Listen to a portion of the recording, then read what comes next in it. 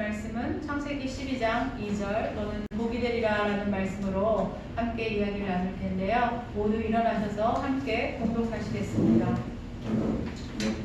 시작. 내가 너로 큰 민족을 이루고 내게 복을 주어 내 이름을 창대하게 하리니 너는 복이 될지라. 아멘. 모두 앉아주십시오. 네, 할렐루야. 복된 주일입니다. 주님의 이름으로 오늘 예배에 나오신 여러분들 진심으로 축복하고 사랑합니다. 네, 지금 앞에서 박수 치십니다. 네, 할렐루야. 네, 감사합니다.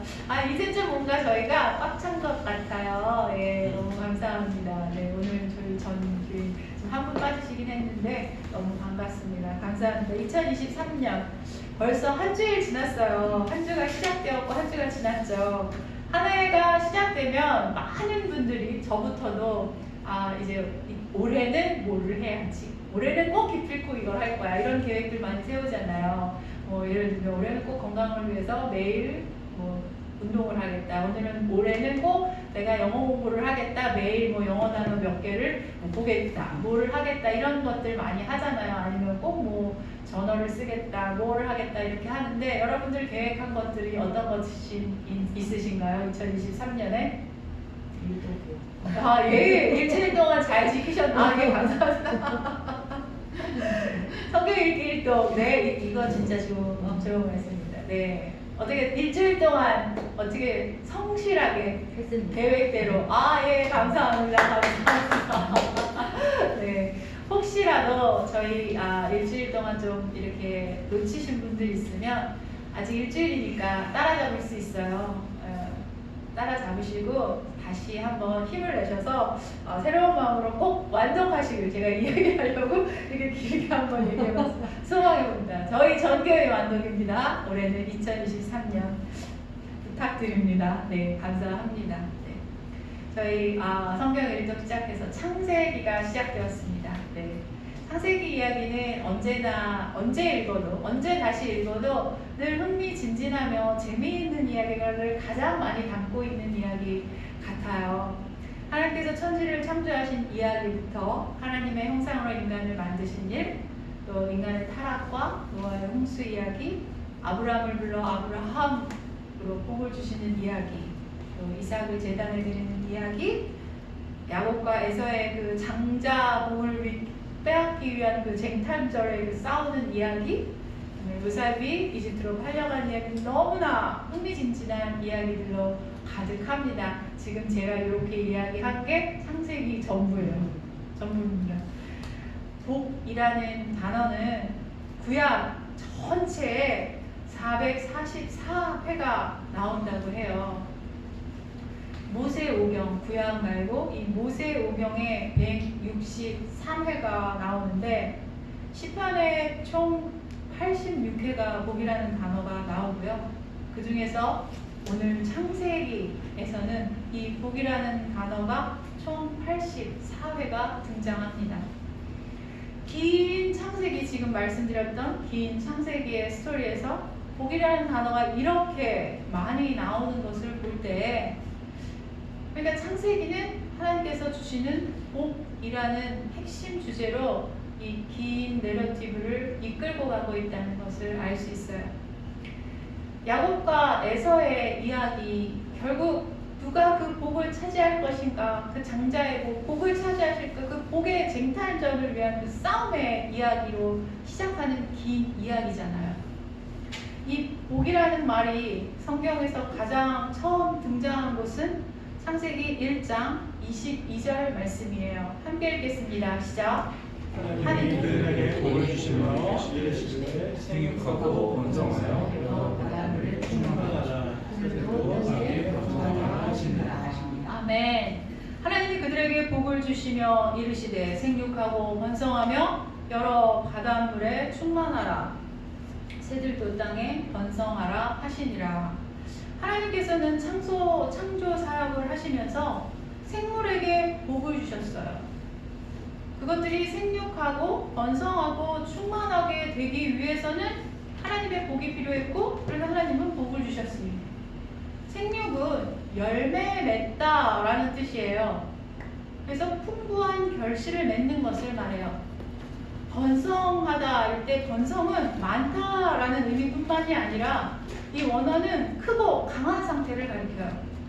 생물들에게 생명의 보존력과 번식력을 복으로 주셨어요. 하나님은 생명체에게 이 복을 주셨고, 그래서 이 땅에 살아가면서 생명체들은 생육하고 번성하고 충만하라고 하셨어요. 그리고 창세기 1장 28절, 하나님의 형상을 따라 만든 인간에게도 이 복을 주시며 생육하고 번성하고 충만하라고 하십니다. 함께 읽겠습니다. 시작. 하나님이 그들에게 복을 주시며 하나님이 그들에게 이르시되 생육하고 번성하여 땅에 충만하라. 땅을 정복하라. 바다의 물고기와 하늘의 새와 땅에 움직이는 모든 생물을 다스리라 하시니라. 아멘. 인간에게 주신 복 역시 생육하고 번성하고 충만한 것이었어요. 많은 결실을 맺고요, 크고 강해지고 흘러 넘치게 되어라 라는 말씀인 거예요.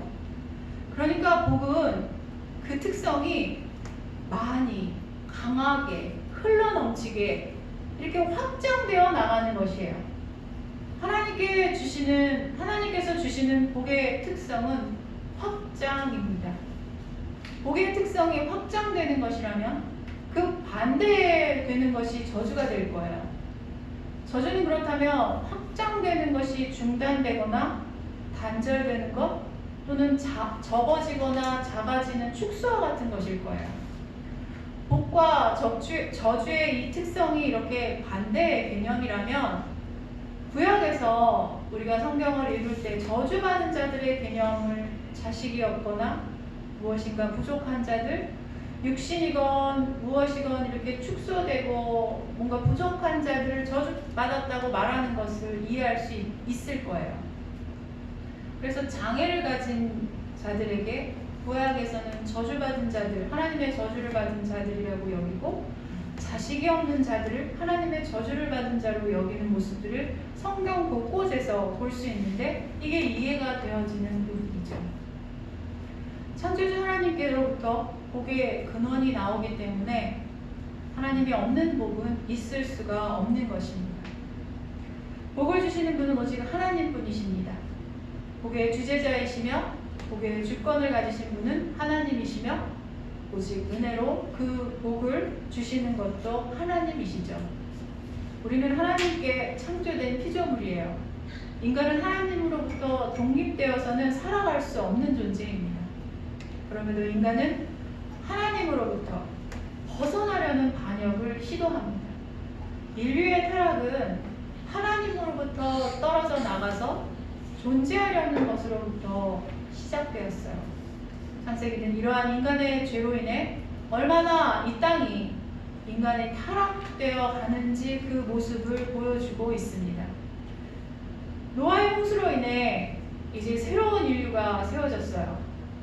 역시 그럼에도 불구하고 하나님을 반역하라는 악한 인간의 본성은 변화되지 못합니다.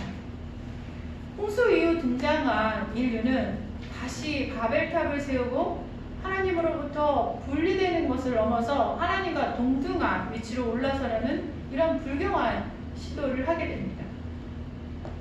창세기 11장은 바벨탑 사건을 기록하고 있어요. 바벨탑은 인간이 주체가 되어서 인간들의 왕국을 꿈을 꿉니다. 인간이 주체가 돼서 인간 중심의 왕국을 건설하고 하나님을 넘어서려는 시도를 합니다. 하나님께서 언어를 달리하고 인간을 흩어버리시죠. 그리고 이런 타락한 인간들을 위해서, 인간 구원 사역을 위해서 아브람을 선택하십니다. 우리는 늘 믿음의 조상 아브라함이라고 하는데, 사실 성경을 읽어볼 때 아브라함 처음부터 그렇게 하나님의 이 거대한 놀라운 중요한 구원 사역을 담당할 만한 그런 특별한 사람 같아 보이지는 않아요. 아브라함의 루트를 제가 좀 갖고 와봤는데요. 아브라함은 하나님께서 선택된 이후에도 계속 별로 그렇게 훌륭한 모습을 보이지 않아요. 아브라함 원래 어디서 살았죠? 아브라함은 우상의 본거지였던 갈대아 우르에서 살던 사람이에요. 이곳은 하나님이 아닌 달신을 섬기는 그 우상 본거지였어요. 아마도 그의 아버지, 아브라함의 아버지 데라는 이 우상을 숭배하는 일에 어떤 일에 종사하였을 것이다 라고 학자들은 추측해요. 무슨 모형을 만들거나 그런 일들로 먹고 사는 일이 횡행했기 때문에 아마 그 일을 했지 않았을까라고 저희들 추정합니다. 아브라함은 하나님께 선택된 이후에도 자기 생명을 부지하기 위해서 자기 아내의 사례를 누이라고 속이는 일도 서슴지 않고 하죠. 이렇게 용기 없는 모습을, 찌질한 인간의 모습을 보여요.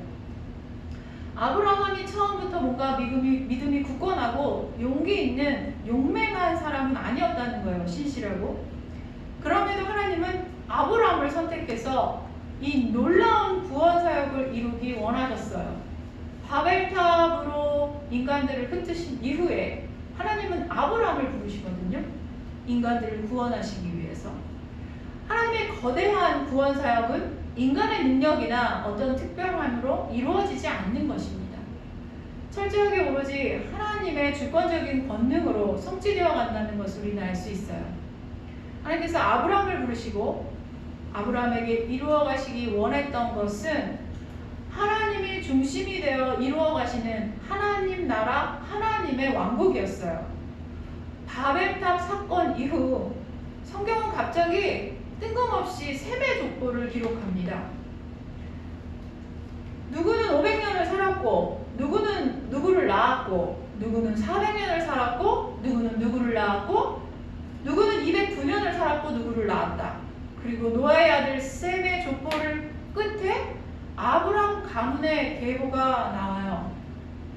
아버지 데라가 205세를 살면서 세 아들 아브람, 나홀, 하란을 낳았는데 그 아들 하란은 아버지 데라보다 먼저 죽습니다. 그리고 아브람의 사례는 임신하지 못하고 자식이 없었다고 기록합니다. 아까 말씀드렸듯이 복은 확장되는 것이고 저주는 그것들이 축소되거나 멈추는 것이라면 아브람 가문은 저주받은 가문이에요. 이 가문의 족보를 보면 인간 수명이 점점 줄어들고 있어요. 자식이 부모보다 먼저 죽었습니다. 심지어 아브람은 자식조차 없었어요. 저주받은 자와 같았던 아브람을 하나님은 선택하셨습니다. 복을 받을 만한 아무런 이유조차 없어 보이는 아브람은 하나님의 전적인 은혜로 복을 받게 되었습니다. 창세기 12장 1, 2, 3절 함께 읽겠습니다. 시작. 여호와께서 아브라함에게 이르시되 너는 너의 고향과 친척과 아버지의 집을 떠나 내가 내게 보여줄 땅으로 가라. 내가 너로 큰 민족을 이루고 내게 복을 주어 내 이름을 창대하게 하리니 너는 복이 될지라. 너를 축복하는 자에게는 내가 복을 내리고 너를 저주하는 자에게는 내가 저주하리니 땅의 모든 족속이 너로 말미암아 복을 얻을 것이라 하신지라. 아멘. 이제 아브람은 복의 근원이 될지라 라는 하나님의 약속의 말씀대로 그 이름이 아브라함이 되어서 육적으로나 또 이스라엘의 영적인 조상으로 복의 근원이 되었습니다. 복의 계보를 시작하는 아브라함은 창세기 전체에서 가장 중요한 인물이라고 할 수 있습니다. 성경은 바벨탑에서 인간이 자신들만의 인간 왕국을 건설하려는 시도를 막으시고 하나님께서 세우시려는 하나님의 나라를, 하나님의 왕국을 이루시기 위해서 마치 저주받은 것 같은 아브라함을 선택하시는 것으로 11장과 12장을 나란히 기록하고 있습니다. 복의 목표는 하나님의 은혜의 왕국, 하나님이 통치하시는 하나님의 나라가 이 땅에 세워지는 것이에요.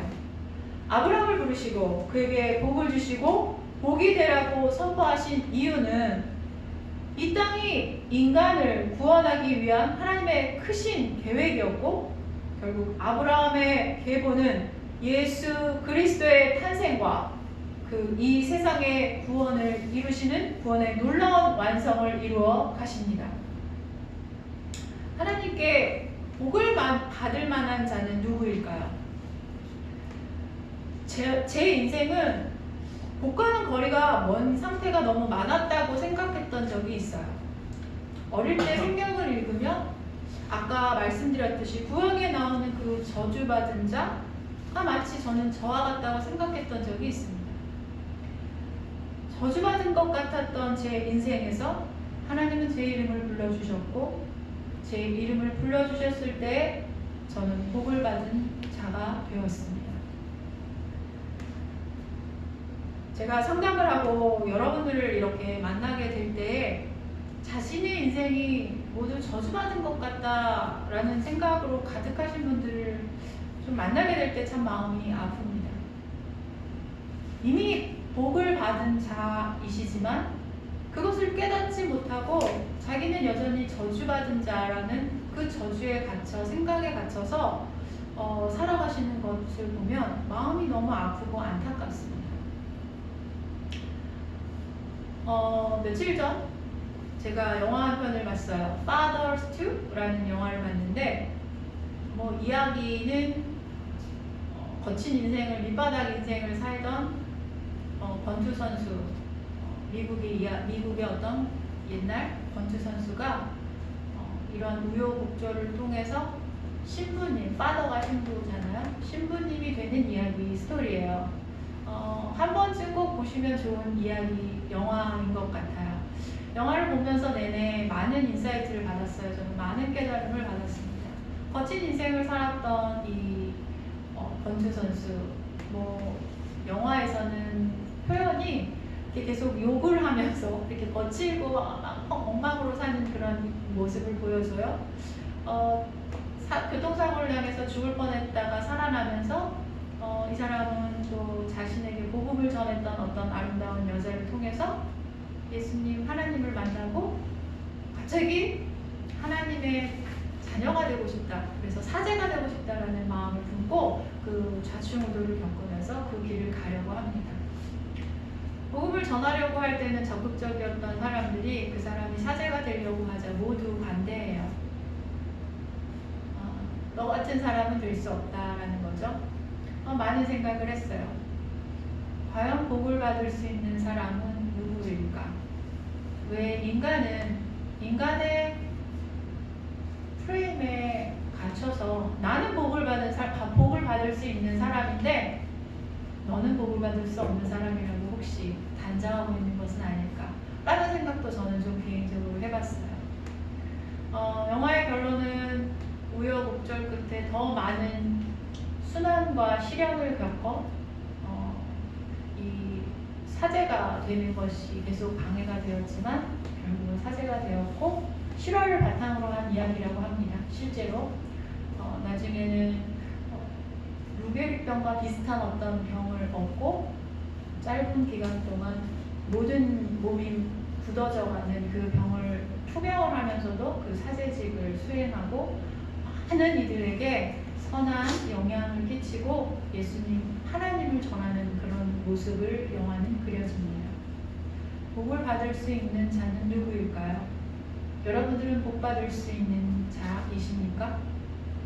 그렇다면 내가 생각하는 것에 미치지 못하는 사람은 복을 받지 못하는 자일까요? 한번 깊이 생각해 보셨으면 좋겠습니다. 아브라함에게 하신 하나님의 약속은 예수 그리스도에 의해서 최종적으로 성취되었습니다. 그리스도를 구세주로 고백하고 하나님의 백성이 된 우리는 아브라함의 후손이요 아브라함의 씨를 이은 자들이며 그 아브라함의 복을 이은 자들이라고 성경은 말합니다. 갈라디아서 3장 7절 8절 함께 읽겠습니다. 시작.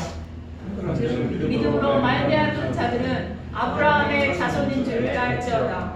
또 하나님이 이방을 믿음으로 말미암아 의로 정하실 것을 성경이 미리 알고 먼저 아브라함에게 복음을 전하되 모든 이방인이 너로 말미암아 복을 받으리라 하셨느니라. 14절 함께 읽겠습니다. 시작. 이는 그리스도 예수 안에서 아브라함의 복이 이방인에게 미치게 하고 또 우리로 하여금 믿음으로 말미암아 성령의 약속을 받게 하려 합니다.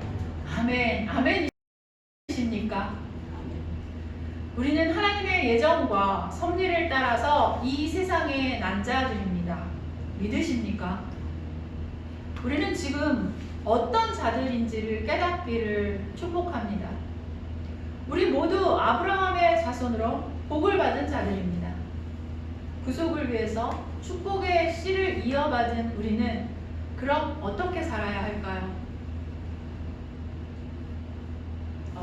죄송합니다. 제가 읽겠습니다. 마태복음 5장 3절부터 10절까지인데 제가 읽겠습니다. 심령이 가난한 자는 복이 있나니 천국에 그들이 것이며 애통하는 자는 복이 있나니 그들이 위로를 받을 것이며 온유한 자는 복이 있나니 그들이 땅을 기업으로 받을 것이며 의에 줄이고 목마른 자는 복이 있나니 그들이 배부를 것이며 긍휼히 여기는 자는 복이 있나니 그들이 긍휼을 여김을 받을 것이며 마음이 청결한 자는 복이 있나니 그들이 하나님을 볼 것이며 화평하게 하는 자는 복이 있나니 그들이 하나님의 아들이라 일컬음을 받을 것이며 의를 위하여 박해를 받는 자는 복이 있나니 천국이 그들의 것이니라. 아멘입니다. 예수님의 산상수훈에서 8가지 복을 말씀하시는데요. 그 복의 이유에 대해서 천국, 즉 하나님의 나라가 그들의 것이라고 말씀하시는 것으로 시작하고 또 끝을 맺습니다. 심령이 가난한 자는 복이 있나니 천국이 그들의 것이며 의를 위하여 박해하는 자는 복이 있나니 천국이 그들의 것이니라 라고 맺고 있어요. 이 복의 이유에 대해서 하나님의 나라가 그들의 것이라고 말하고 있는 거예요. 이제 복을 주신 이유가 신약에 와서 밝혀졌어요.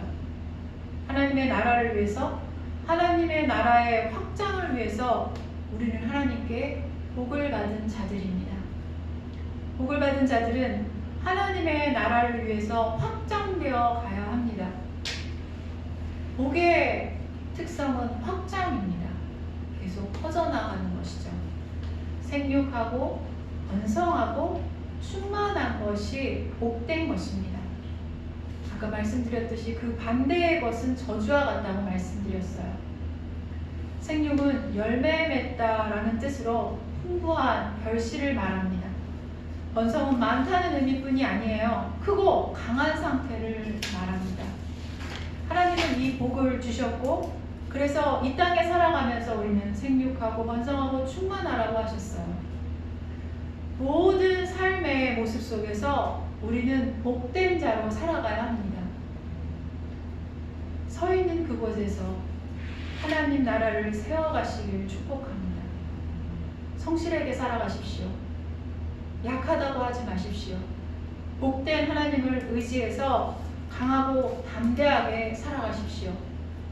그래서 하나님의 능력으로 충만하십시오. 이 복을 멈추고 축소하고 단절시키는 것이야말로 저주인 것입니다. 새로운 한 해가 시작되었습니다. 복의 근원이 되시는 하나님께서 우리와 함께 하시며 우리에게 너는 복이 되라고 말씀하셨습니다. 복을 주신 이유는 이 땅에서 하나님의 나라를 위해서 충만한 자로 계속 확장되어서 넘치는 자로 살아가라는 뜻입니다. 멈춰서지 마시고 스스로 작다 여기지 마시고 사랑하는 여러분들이 복이 되시기를 축복합니다. 기도하시겠습니다. 주님 말씀을 받습니다. 믿음의 조상 아브라함에게 너는 복이 될지라고 선포해 주시고 약속해 주셨습니다. 그에게서 난 자들은 모두 복된 자가 될 것이라고 하셨습니다. 우리는 믿음으로 아브라함의 자녀가 되어 예수 그리스도와 연합한 자들입니다. 복이 되라는 말씀을 다시 기억합니다. 복의 근원 되시는 하나님께서 함께 하심으로 이 땅에 충만한 자로 살아가겠습니다. 멈추지 않겠습니다. 약하다고 말하지 않겠습니다. 하나님 나라의 확장에 힘쓰겠습니다. 우리의 구원자 되시고 복 되시는 예수 그리스도의 이름으로 기도드립니다. 아멘. 축도하겠습니다. 우리 구주 예수 그리스도의 은혜와 하나님의 사랑과 성령의 교통하심이 성도들의 머리 위에 이제로부터 영원토록 함께할지어다.